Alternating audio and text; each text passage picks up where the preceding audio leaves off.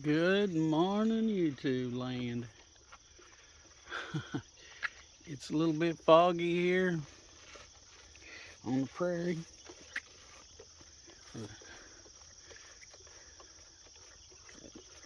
I'm out here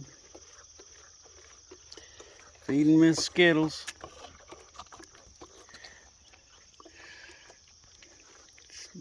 Just, it's nice out here. It's nice and quiet. Of course, my old rusty trailer ain't so nice, but that's all right. Just got the sun just starting to come up. It's quiet. Pigs are up a little early though. I can hear them back there messing around a little bit, but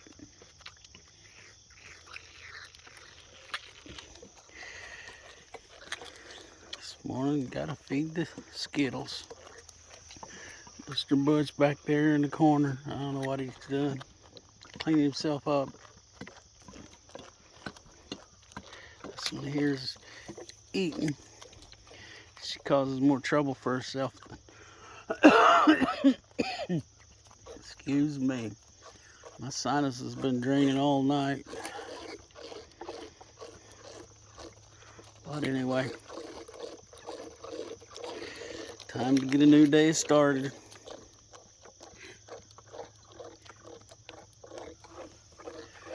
Get her fed up here, and then I'll go get me fed up.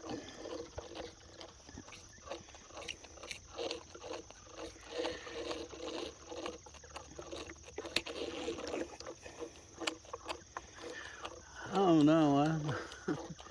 My mind's pretty empty this morning. Just, not a lot going on. Pigs are growing. Calves are growing. We're starting to struggle with school. But I don't know. Just have to see how that goes. We've got mixed results so far, but anyway. It's just a nice morning out here. It's quiet.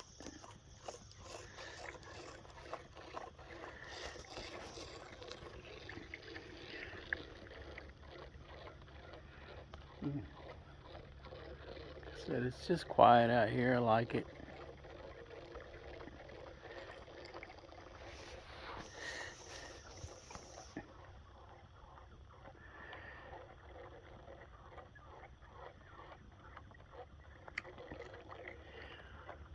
I don't see how people can live in towns, cities, especially the bigger they get, but I guess there are those that do like that. I don't know.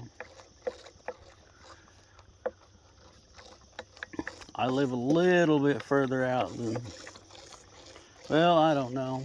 What I was going to say there is I live a little further out than I was raised.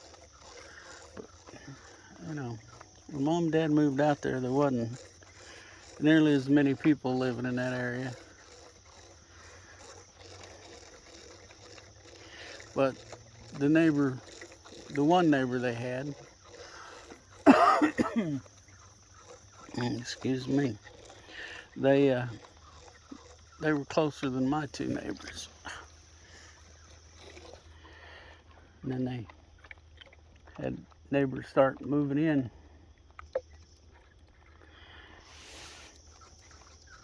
But, I grew up with access to over 200 acres so I could roam and hunt as I saw fit. As long as I didn't tear stuff up. The neighbor that owned that property, he was fine with it. Like I said, as long as we wasn't tearing anything up or bothering his cows. Which we didn't mess with the cows, they were a bit spooky. So we tried to give them a wide berth. Anyway, it's a beautiful morning coming up.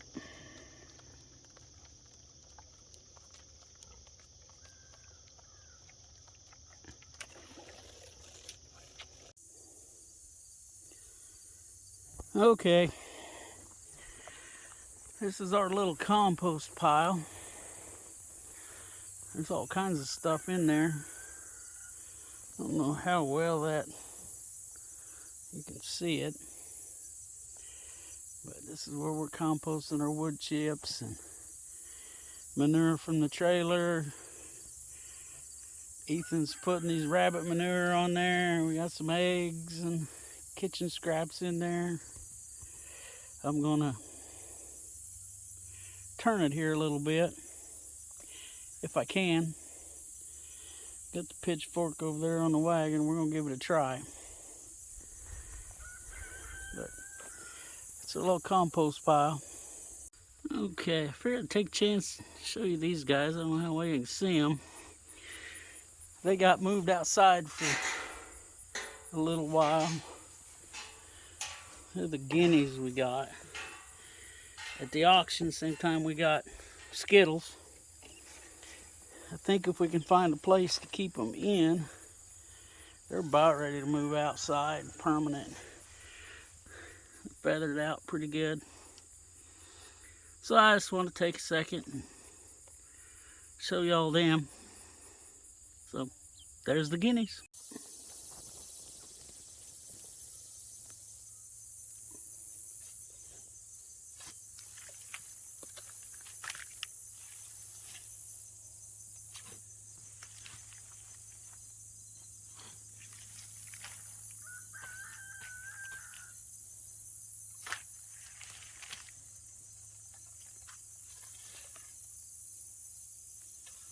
Got some weeds in there.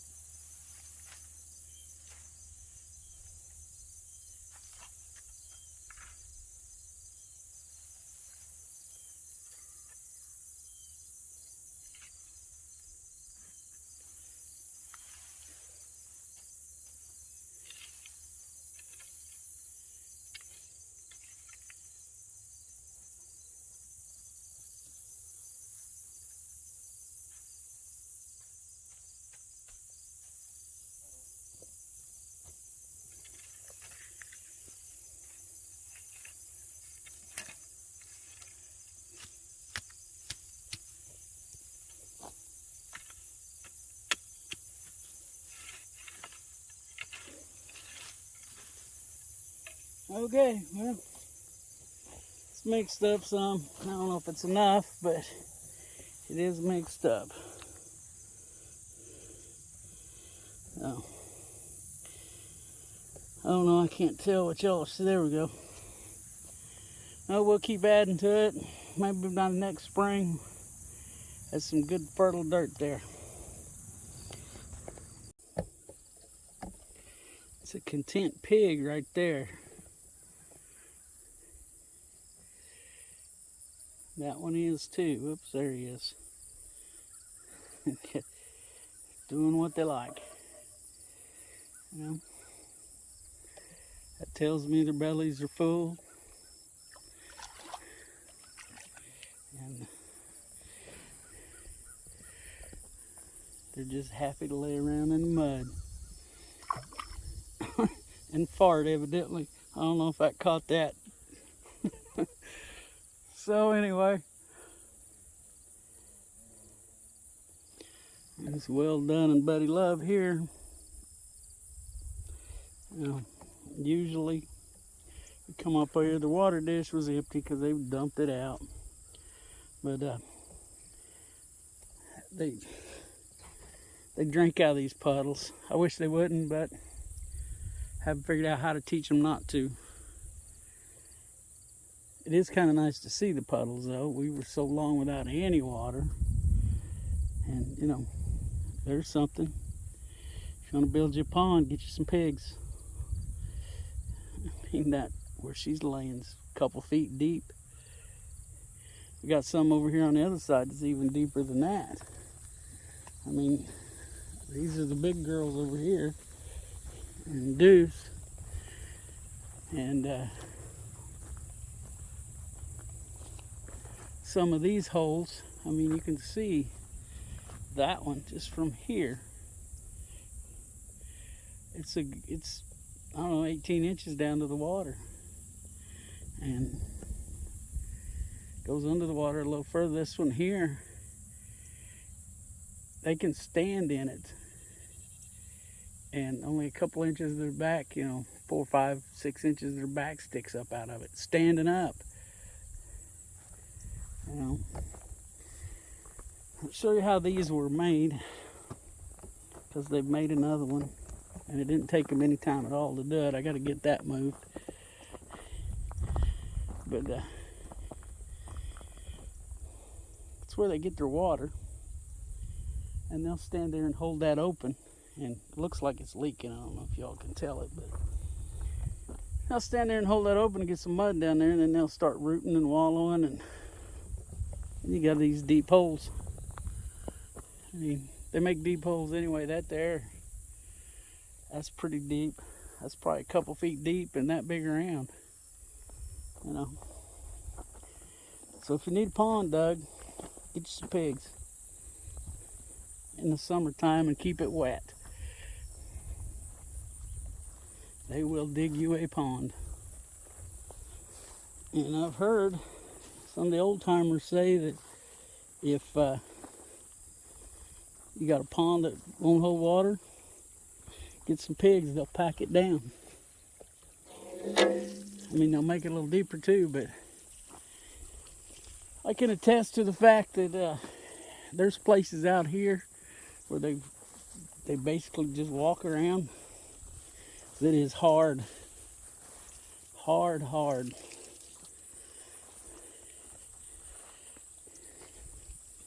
So, well, there's just some pig information. Let that run in there. So, hope everybody's doing good. Everybody's doing okay here. I'm having one of them, I guess you'd call a rough sinus problem. It's, you know, nothing new. It comes and goes. Had to get up at 3 o'clock this morning and go sit in the chair so I could sleep. Because if not, my sinuses, the sinus drainage would try to drown me. Yeah, that's not fun. But anyway, something I've lived with a long time.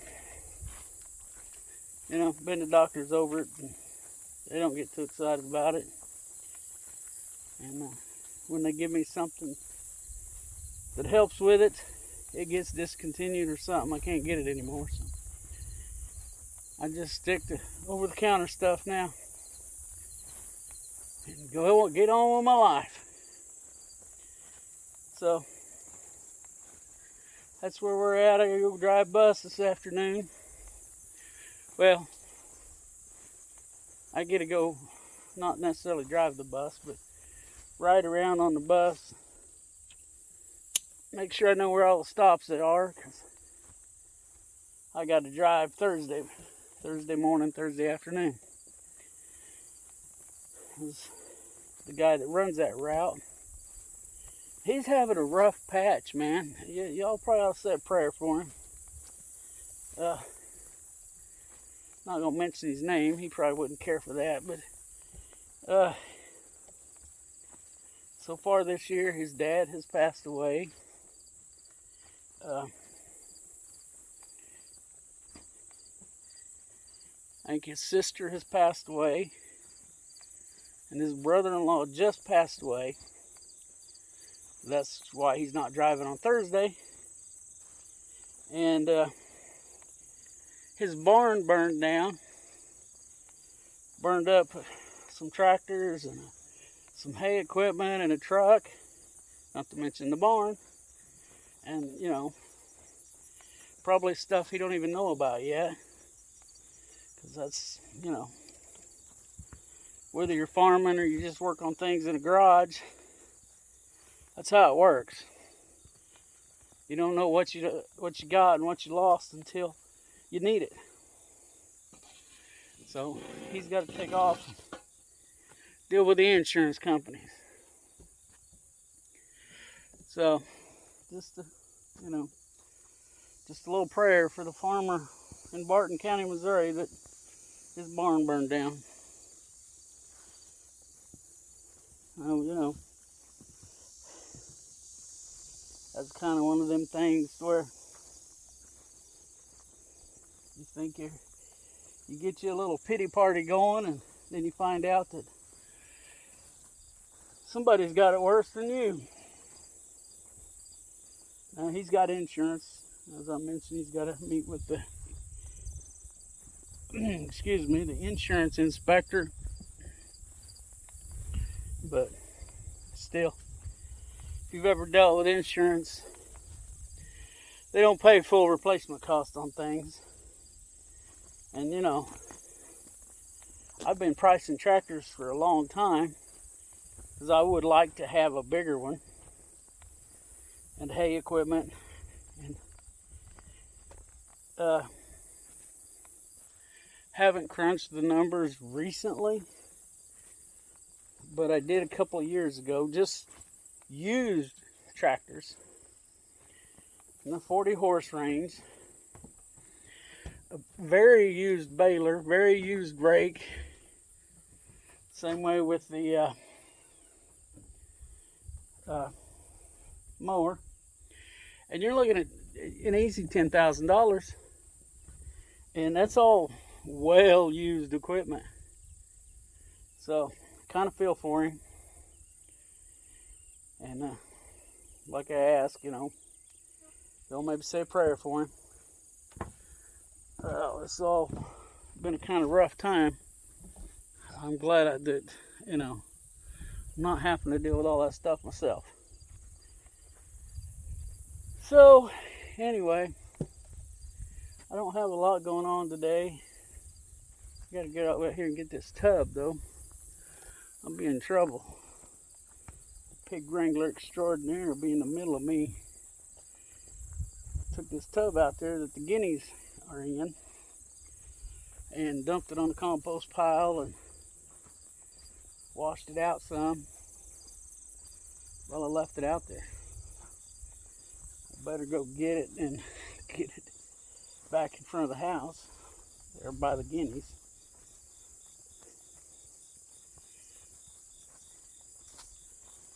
So anyway, guess I'll end this video up here, and if I get up to anything else, I'll add to it later.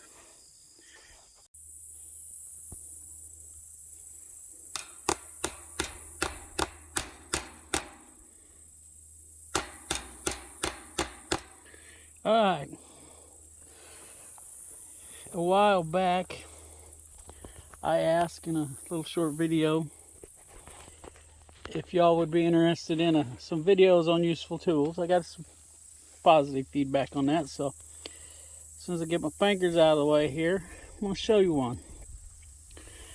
And this is really good if you're just starting out, even if you've been doing this stuff a while, because this is the handiest tool that I think I've got. And it's these fencing pliers. You know, there's several tools here. See if I can find someplace to lay this down, but so I can point some features out. You just saw me using it as a hammer, and I'm gonna show you another little feature. Okay. Having trouble seeing. Okay, here we go. So there's my fencing pliers. So you can see all of it. They got two wire cutters, one here, one here. Got a hammerhead. And there's stuff here, I'm not sure how it's supposed to work or what it does. But we use this pointy part here when we need to tie and stretch wires right here. Oops, right in there. We just pop that. Twist a couple wires together real quick. You can use this right here to grip things. And this here is a handy little tool of its own. Let's see if I can do this left-handed. Walk back over here to the post. These aren't too awful expensive and they last forever. So, see where I drove the steeple in, or fence staple, whatever you call it. You need to pull that. Just hook that in there and pop it right out. Now I'm going to pick that up because I don't want to lose it, because I can reuse it. But on these, like right here, you would get a hammer, hit it there, drive it on down, and then just pop it out. But that's one of our most used tools here. You know, it's great for all kinds of things. And I'm sure there's more uses that we haven't figured out. I know that my dad had a pair of these that, I don't know how old they were, but I know we used them. And they're still probably floating around down there at his place somewhere. But we used them for 20 years or more. Really handy tool, the fencing pliers. So, you know, if you're just getting started, you're on a budget, I don't know, I think they're probably $20, $25 now. Haven't priced it in a long time. I've had this pair for probably 10 years or more. They get thrown around, dropped, they get left out in the weather. You know, not intentionally, but we get to doing stuff. We move on to another project and they get forgotten and we got to go hunt them up, and they still work. Sometimes we got to give them a little DW40 or some other kind of lubricant, but they make one of the handiest tools we've got. So I suggest you're just starting out, get your pair of fencing pliers. You know, if you're on a budget, that's spend a little bit and get you a pair. Said you won't regret it. We use them all the time. Twisting wire, cutting wire. Just handy tools to have. We don't use them as a hammer much, like I showed at first, because we got hammers.